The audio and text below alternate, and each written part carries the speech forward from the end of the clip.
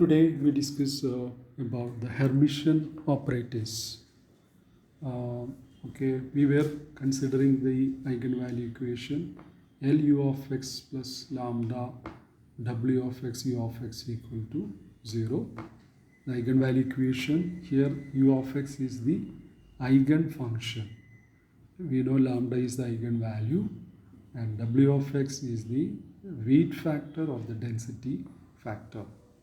So this is the eigenvalue equation, and we said u of x is required to satisfy certain imposed boundary condition.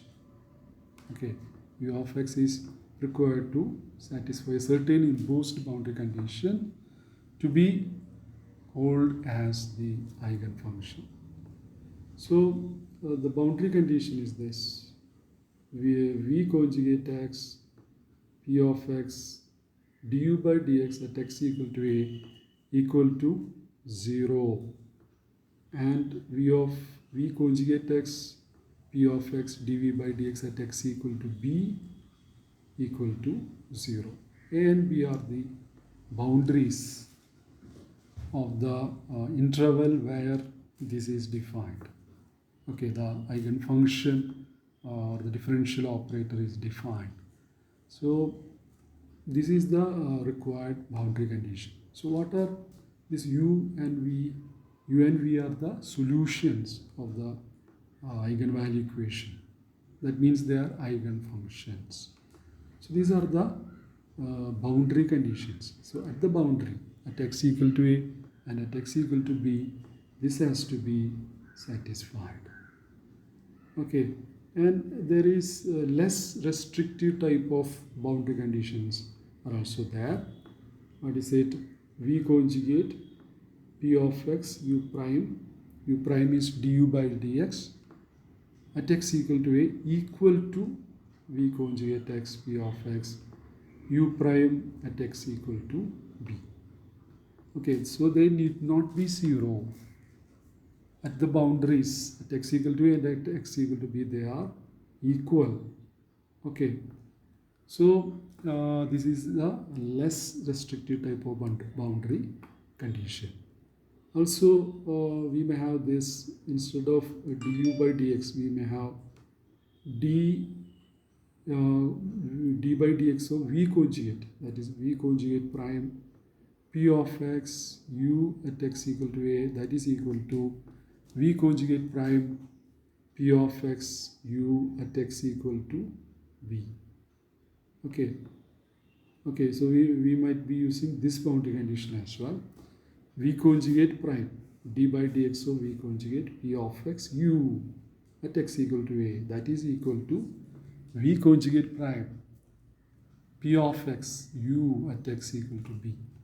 Okay, so these are the boundary conditions to be satisfied by the eigenfunction to be called or to be considered as the eigenfunction of this eigenvalue equation. Okay, once we have the boundary conditions with us, we can now move on to define Hermitian operators. So what are the Hermitian operators? We know L is a self-adjoint differential operator. L is a self-adjoint differential operator. So when we can call it as a Hermitian operator. So that is what we are going to look at. The VLU, the inner product of VLU, that is given by integral a to b v conjugate LU dx.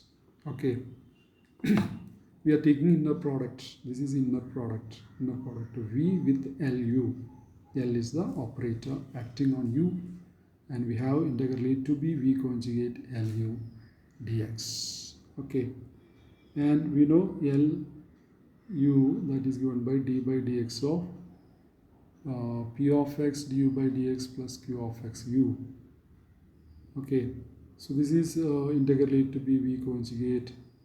We are writing it like this: d as this dx, and this dx cancels. We have d differential of p of x du by dx plus integral e to b v conjugate q of x u dx.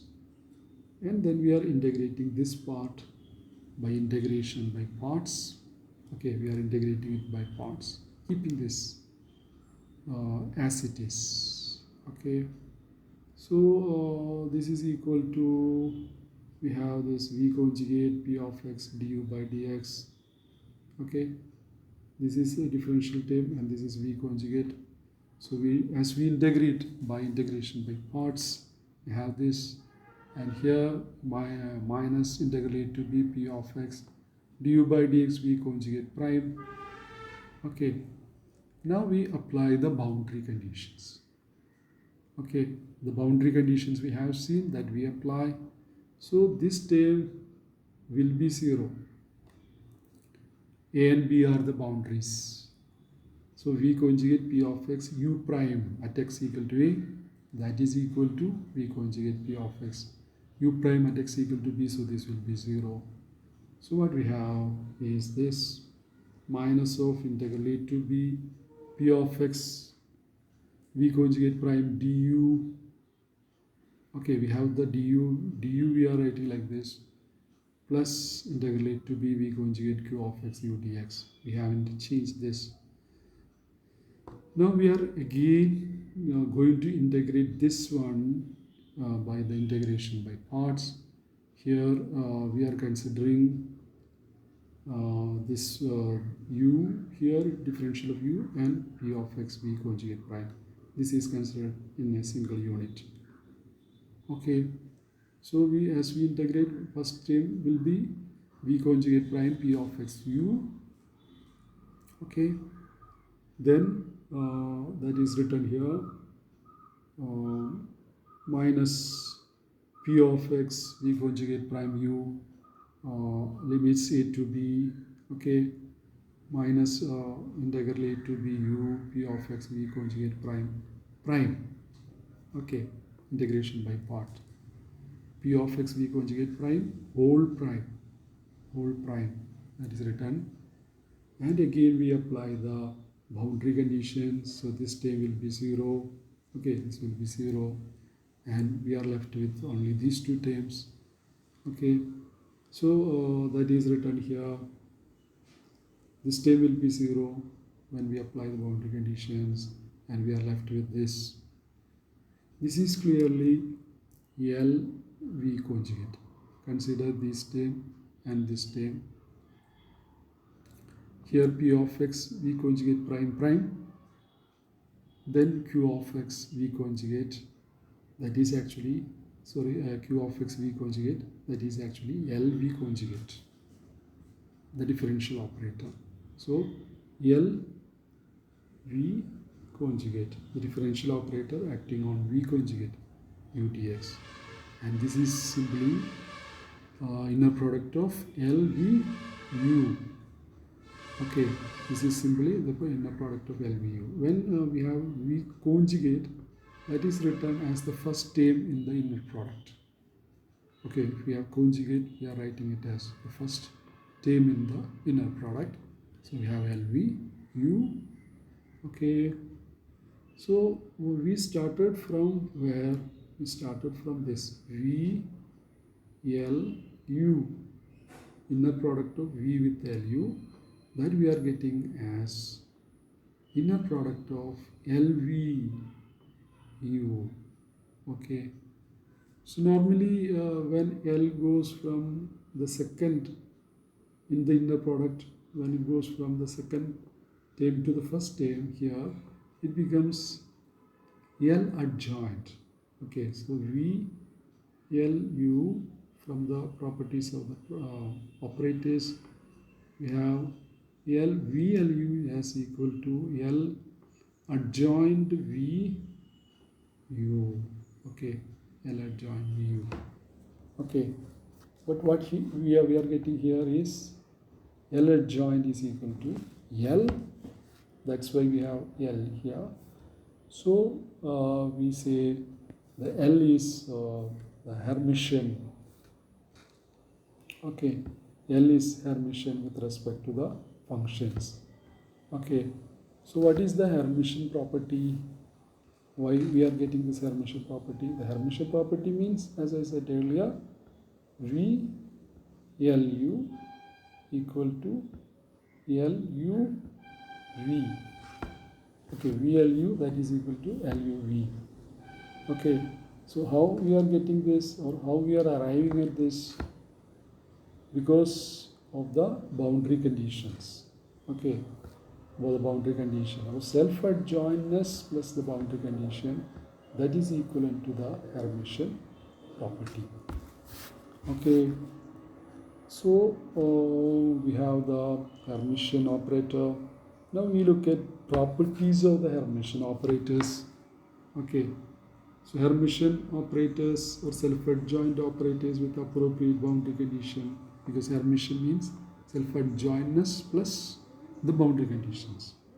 They have three properties that are of extreme importance in physics, whether it is classical or quantum.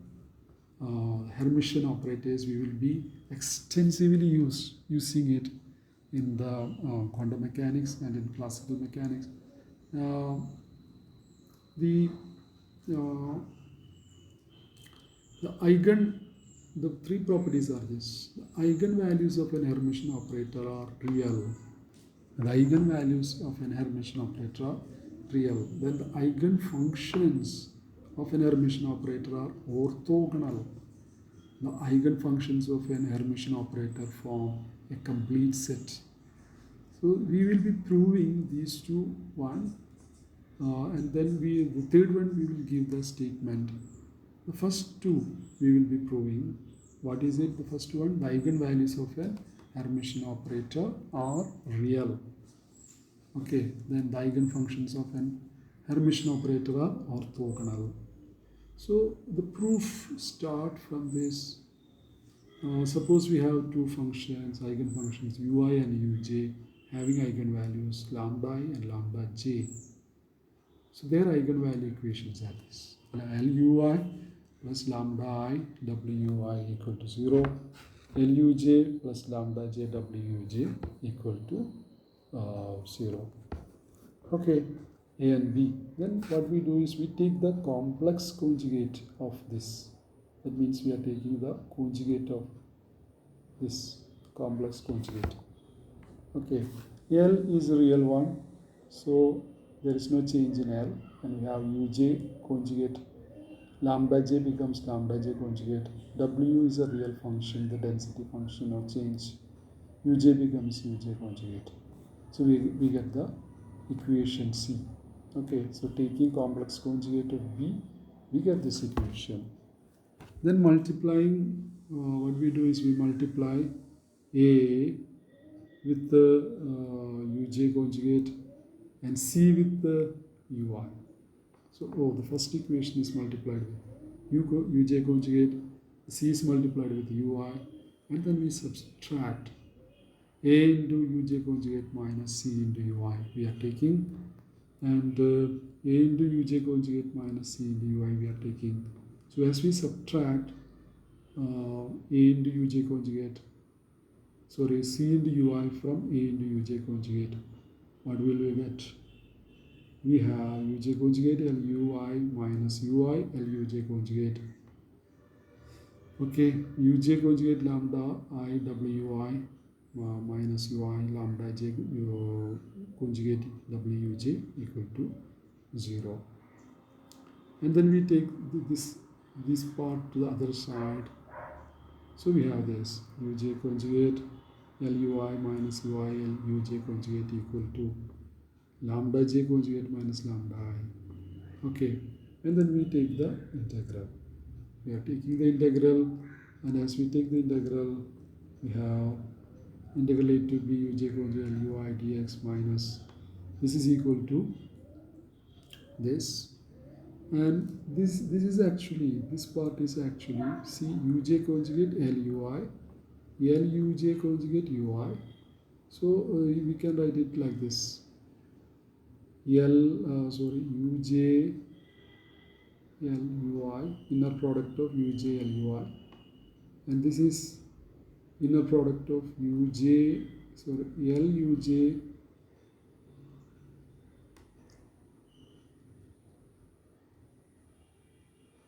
luj ui. Okay, so uj lui, that is this, and this is luj ui, and we know since L is a Hermitian operator, these two are equal, so this will become 0. Okay, this will become 0.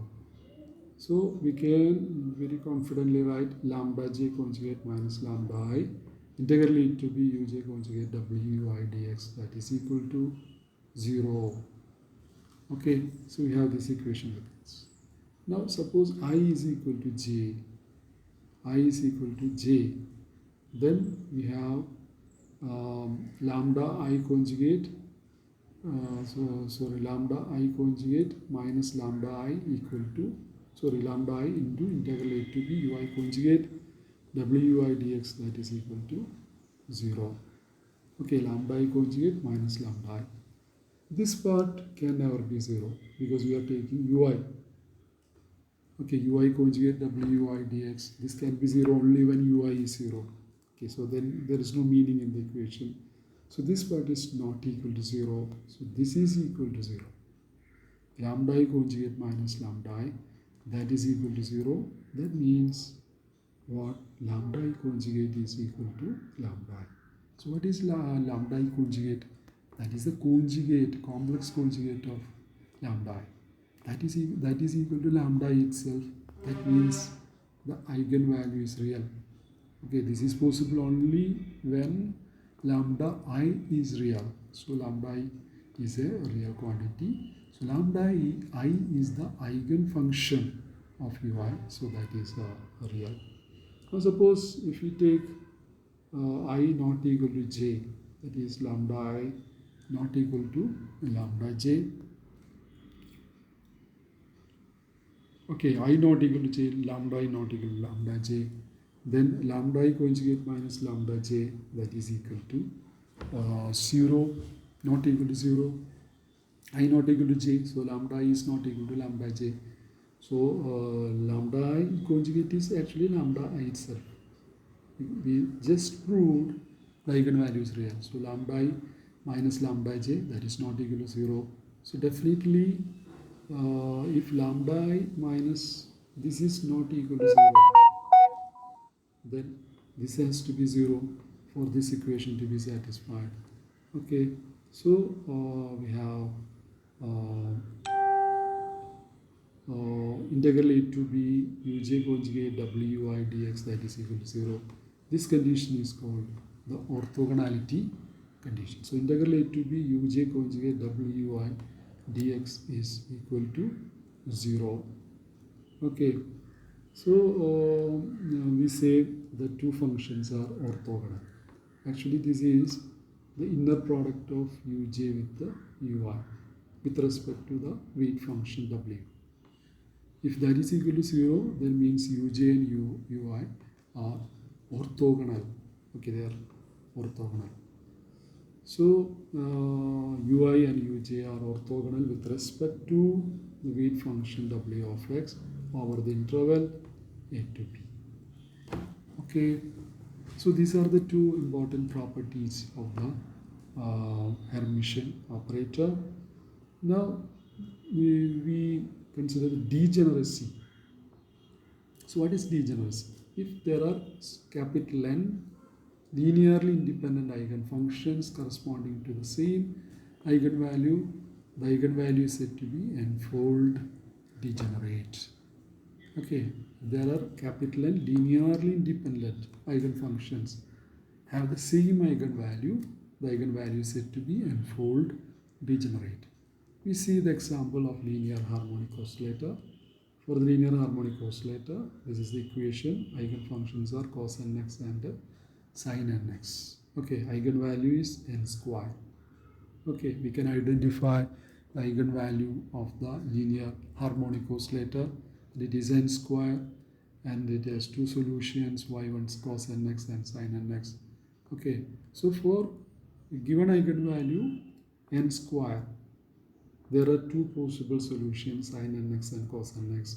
and we know they are linearly independent. Sin nx and cos nx are linearly independent, so we say the eigenfunctions are degenerate, or the eigenvalue is degenerate. So for a linear harmonic oscillator, sin nx and cos nx are degenerate eigenfunctions having the same eigenvalue and square. Okay. Now the third property of the harmonic oscillator, that is the completeness of eigenfunctions. We are not going to prove this. The eigenfunctions form a complete set. This is what that means is a any well-behaved function f of x can be approximated by a series f of x equal to sigma n equals 0 to infinity a n phi n of x. Sigma means summation of phi n of x. What are phi n of x? Phi n of x are the eigenfunctions. Okay, so any function, f of x is any function that can be written as a linear combination of eigenfunctions phi n of x. So we say this is the important property of the completeness of the eigenfunctions. Okay, so any function can be written as a linear combination of the eigenfunctions. Okay, so we say they are complete. The eigenfunctions are complete because you can express any function in terms of these eigenfunctions. So these are the three properties of the Hermitian operators.